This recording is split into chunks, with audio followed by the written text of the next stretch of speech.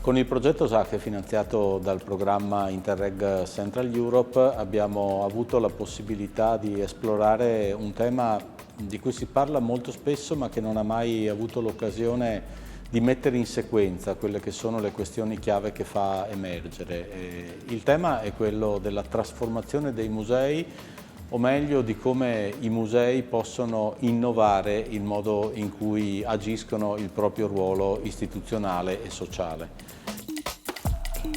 Il museo moderno deve sicuramente sempre più interfacciarsi con la comunità e per comunità intendiamo non solo la cittadinanza ma anche il contesto economico, sociale, culturale naturalmente ma anche imprenditoriale. Solo attraverso una collaborazione stretta tra pubblico e pubblico, ma soprattutto pubblico e privato, è possibile poter abbracciare un maggior numero di visitatori, ma anche svolgere una migliore funzione di divulgazione della conoscenza e del patrimonio culturale che è contenuto all'interno dei musei. Parlo delle collezioni naturalmente, perché lo scopo del museo è sì conservare, tutelare, ma anche divulgare.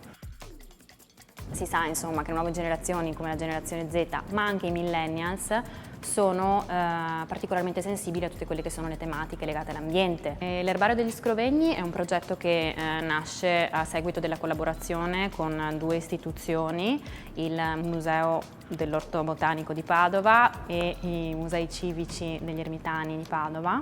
In cosa consiste? Consiste in due box collocate rispettivamente all'esterno di queste due istituzioni, fruibili in autonomia dal pubblico, dentro le quali abbiamo pensato di collocare due video che rappresentano i contenuti rispettivamente dei musei civici all'Orto Botanico e i contenuti dell'Orto Botanico dai musei civici.